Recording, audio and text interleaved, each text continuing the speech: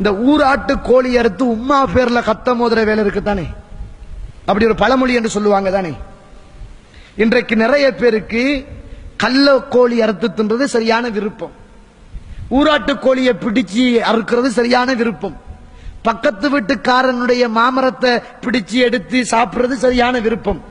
அதே போன்றுதான் ஈமானை சுமந்திருக்கிறோம் என்று சொல்லக்கூடிய ஒரு கூட்டம்,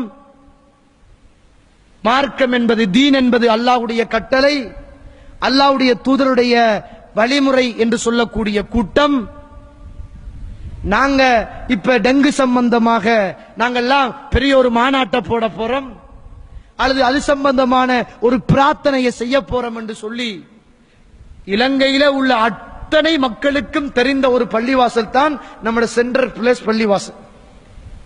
அநியாயமான முறையில், அடாவடித்தனமான முறையில், அல்லாஹ்வுடைய கொஞ்சம் கூட பயம் இல்லாம அடாவடித்தனம் செய்து தொழ வந்த மக்களை அடிச்சு ஹாஃபிழ்மார்களையும் உலமாக்களையும் காலால ஏறி மிரிச்சு அசிங்கப்படுத்தி நீங்கெல்லாம் போயிட்டு டெங்கு நோய் வராம பள்ளியில துவா செய்ய போறீங்க. உங்களுக்கெல்லாம் பள்ளியில டெங்கு நோய் ஏற்படாம துவா செய்ய போறீங்க. இதுல உண்மையான திட்டம் என்ன தெரியுமா? ஆரம்பத்தில் தப்லீக் சகோதரர்கள் இந்த பள்ளியில இப்போது இருக்கிற சென்ட்ரல் பிரஸ் பள்ளி வாயிலில இஜ்திமா வைக்க போறோம் அப்படின்னு ஏற்பாடு செஞ்சாங்க. எங்கட கொள்கை சகோதரர்கள் தைரியமாக போய் சொன்னார்கள், நீங்க இஜ்திமா வைத்தால் உங்களையும் சட்டத்துக்கு முன் நாங்கள் கொண்டு வர வேண்டி வரும் அப்படின்னாங்க.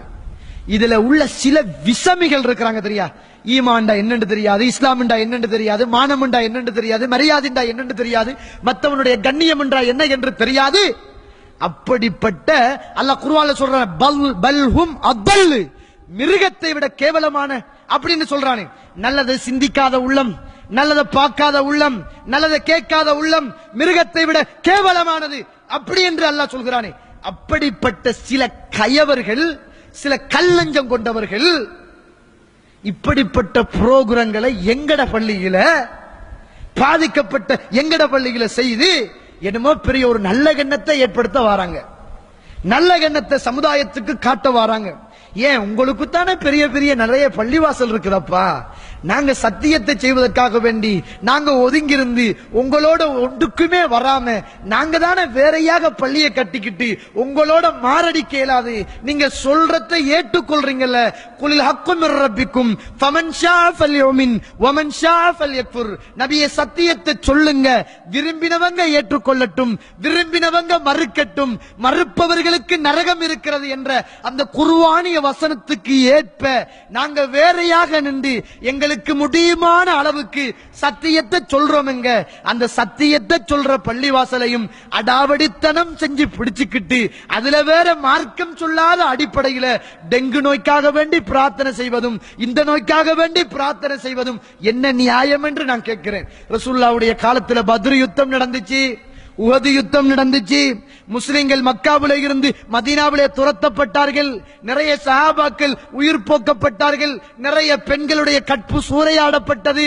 அப்படிப்பட்ட சந்தர்ப்பத்தில் எல்லாம் வெறுமனே காபிர்கள் இஸ்லாத்தை எதிர்க்கிறார்கள் என்று தெரிந்தும் கூட எங்களுடைய பள்ளி வாயில்கள் எல்லாவற்றையும் விட புனிதமாக பார்க்கப்படுகிற பள்ளி வாயில் மக்கமா நகரம். அந்த மக்கமா நகரத்தில் எங்கேயாவது அல்லாஹ்வுடைய தூதர் சஹாபாக்களை அழைத்து எல்லோரும் வாருங்கள் தோழர்களே, இந்த பள்ளிவாசலுக்கு ஒன்று சேருங்கள், நாங்கள் எல்லாம் எங்களுக்கு ஏற்பட்ட கஷ்டத்துக்காக, காபிர்களுடைய தொல்லைகளுக்காக, ஏற்பட்ட உஹதிலே ஏற்பட்ட பிரச்சனைக்காக, பள்ளி உடைக்கப்பட்டதற்காக நாங்கள் எல்லாம் துஆ கேட்போம், வாருங்கள் அப்படி என்று எங்கேயாவது ஒரு ஆதாரம் எங்கேயாவது காட்ட முடியுமா? இரண்டாவது புனிதத்தலமாக பார்க்கப்படுகிற மதீனா நகரம், அந்த மதீனா நகரத்திலே மஸ்ஜித் நபவியிலே அல்லாஹ்வுடைய தூதர் சஹாபாக்களை கூப்பிட்டு எல்லாரையும் கூட்டி வச்சு, இந்த சஹாபாக்கள் இஸ்லாத்துக்காக வேண்டி பாடுபட்டார்களே அவர்களுக்காகவாவது அல்லாஹ்வுடைய தூதர் எல்லாரையும் கூப்பிட்டு வச்சு கூட்டு பிரார்த்தனை செஞ்சதை ஒரு ஆதாரமாக காட்ட முடியுமா?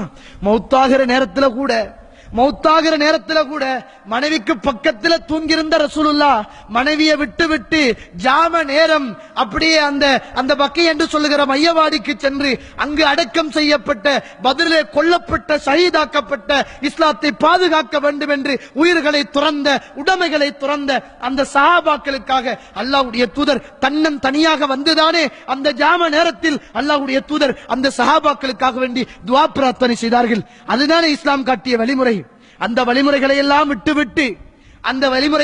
விட்டுவிட்டு அல்லாஹ்வுடைய மாளிகை எங்களுக்கு சொந்தமான பள்ளிவாசல் உங்களுக்கும் சொந்தம். எப்போது சொந்தம் என்றால் அல் குர்ஆனையும் சுன்னாவையும் நீங்கள் நடைமுறைப்படுத்தினால் எங்களுக்கு பள்ளி வேண்டாம், ஆட்சி வேண்டாம், அதிகாரம் வேண்டாம், நிர்வாகம் வேண்டாம், எதுவுமே வேண்டாம். உங்களுக்கு பின்னால் நாங்கள் கைகட்டி நிற்போம் தோழர்களே. உங்களுக்கு பின்னால் நாங்கள் ஓடி வந்து விடுவோம் தோழர்களே. நீங்கள் சொல்லுவதை குர்ஆனில் இருந்து சொன்னால், நீங்கள் சொல்லுவதை ஹதீஸிலே இருந்து சொன்னால் இந்த பள்ளியையும் உங்களுடைய கட்டுப்பாட்டுக்கு தந்து விடுகிறோம் தோழர்களே. எங்களுக்கு பள்ளி முக்கியமல்ல. நாங்கள் விரும்புவதும், நாங்கள் நேசிப்பதும், நாங்கள் சுவாசிப்பதும், நாங்கள் சண்டை பிடிப்பதும் ஏகத்துவத்துக்காக, குர்ஆனுக்காக, சுன்னாவுக்காக. அந்த குர்ஆனையும் அந்த சுன்னாவையும் எந்த பள்ளியிலெல்லாம் நீங்கள் அமல்படுத்த வருகிறீர்களோ இன்ஷா அல்லாஹ் முதலாவது உங்களுக்கு பக்கத்தில் இருக்கிற மக்களாக நாங்கள் இருப்போம். பதவி வேண்டாம், பட்டம் வேண்டாம், நிர்வாகம் வேண்டாம், எதுவுமே எங்களுக்கு வேண்டாம். நாங்கள் ஆசைப்படுவதும் நாங்கள் வேண்டுவதும் எங்களுக்கு என்ற மார்க்க கடமையை, அல்லாஹ்வுடைய கடமையை, ரசூலுல்லாஹ்வுடைய சுன்னாவை துப்புரவாக செய்வதற்கு நாங்கள் கஷ்டப்பட்டு கட்டிய, எங்களுக்கு கஷ்டப்பட்டு வழங்கப்பட்ட பள்ளியை எங்களுக்கு அல்லாஹ்வுக்காக வேண்டி தந்து விடுவீங்கள். இதையும் மீறி நீங்கள் தராவிட்டால் உங்களுக்கு எதிராக ஒவ்வொரு ஏகத்துவவாதிகளும் மறுமையில் இருப்பார்கள். நிச்சயமாக உங்களுடைய பொருளாதாரம், உங்களுடைய உயிர், உங்களுடைய ஆட்சி, உங்களுடைய அதிகாரம், உங்களுடைய உடம்பு, உங்களுடைய சொத்துக்கள் எல்லாம் இந்த உலகத்தில் அளிக்கப்படும் அல்லது மறுமையில் அளிக்கப்படும் என்று சொல்லுகிற ஒரு சங்கதியை நீங்கள் மறந்துவிடக் கூடாது. இந்த உலகத்தில் ஏகத்துவத்தோடு முட்டியவர்கள், குர்ஆனோடு முட்டியவர்கள், சுன்னாவோடு முட்டியவர்கள், இஸ்லாத்தோடு முட்டியவர்கள், இறைவனோடு முட்டியவர்கள், இறை தூதரோடு முட்டியவர்கள் இந்த உலகத்தில் அழிந்து போன வரலாறுகள் தான் அதிகம் என்பதை நீங்கள் பயந்து கொண்டு தௌபா செய்து ஒன்று எங்களோடு வந்து சேர்ந்து நாங்கள் சொல்லுவதை 100% நம்பி விடாதீர்கள்.